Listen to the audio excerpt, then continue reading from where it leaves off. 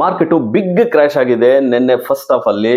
Nifty 200 points crash ಆಗೋದಕ್ಕೆ main reason ಬಂದ್ಬಿಟ್ಟು Tata Sons chairman N Chandrashekhar ಅವರು ರಿಸೈನ್ ಮಾಡಿರೋದು.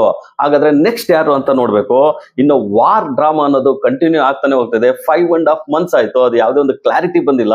ಇದರಿಂದನೇ ಕ್ರೂಡ್ ಆಯಿಲ್ ಒಂದು ಬಿಗ್ ಫ್ಲಕ್ಚುಯೇಷನ್ ಆಗ್ತಾ ಇರುತ್ತೆ. ಈಗ ಪ್ರೆಸೆಂಟ್ಗೆ $88 per barrel ಅಲ್ಲಿ ಟ್ರೇಡ್ ಆಗ್ತಾ ಇದೆ. ಇನ್ನು ನಿನ್ನೆ ಅಮೆರಿಕದ CPI ಡೇಟಾ ಔಟ್ ಆಗಿದೆ. 3.5 ಇರಬೇಕಾಗಿರೋದು 3.4 ಬಂದಿದೆ. ಅಂದ್ರೆ ಬೆಟರ್ ಆಗಿ ಚೆನ್ನಾಗಿ ಬಂದಿದೆ.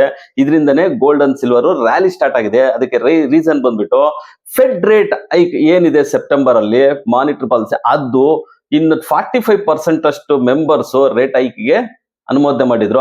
ಆದ್ರೆ ಈಗ 34% ಇಳಿದಿರೋದ್ರಿಂದ ರೇಟ್ ಹೈಕ್ ಆಗೋ ಚಾನ್ಸಸ್ ಕಡಿಮೆ ಅಂತ ಹೇಳ್ಬಿಟ್ಟು ಗೋಲ್ಡ್ ಅಂಡ್ ಸಿಲ್ವರ್ ರ್ಯಾಲಿ ಆಗ್ತಿದೆ. ಗೋಲ್ಡ್ ಬಂದ್ಬಿಟ್ಟು 1,55,000 per 10 ಗ್ರಾಮ್ ಇದ್ರೆ, ಇನ್ ಸಿಲ್ವರ್ ಬಂದ್ಬಿಟ್ಟು 2,40,000 per kg ಅಲ್ಲಿ ಟ್ರೇಡ್ ಆಗ್ತಾ ಇದೆ. ಇನ್ನು FIIs ನಿನ್ನೆ ಇಂಡಿಯನ್ ಮಾರ್ಕೆಟ್ ಅಲ್ಲಿ 1,002 crores ಅಷ್ಟು ಸೆಲ್ ಮಾಡಿದ್ದಾರೆ. ಒಂದು ಮಿಕ್ಸ್ಡ್ ರಿಯಾಕ್ಷನ್ ಅಂತ ತೋರಿಸ್ತಾ ಬರ್ತಾ ಇದ್ದಾರೆ ಫಾರಿನ್ ಇನ್ಸ್ಟಿಟ್ಯೂಷನ್ ಅವರು.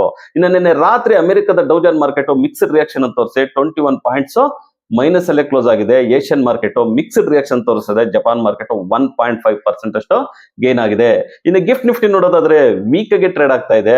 ಇನ್ನು ನಿಫ್ಟಿ ನಿನ್ನೆ ಕ್ಯಾಶ್ ಅಂದ್ರೆ ಕ್ಲೋಸರ್ ಆಕ್ಷನ್ ಸಿಸ್ಟಮ್ ಅಲ್ಲಿ 65 ಪಾಯಿಂಟ್ಸ್ ಗೇನ್ ಆಗ್ಬಿಟ್ಟು ಕ್ಲೋಸ್ ಆಗಿದೆ. ಇವತ್ತು ಬೆಳಿಗ್ಗೆ ನಿಫ್ಟಿ ಫ್ಲಾಟ್ ಅಥವಾ ವೀಕ್ ಆಗಿ ಓಪನ್ ಆಗುತ್ತೆ.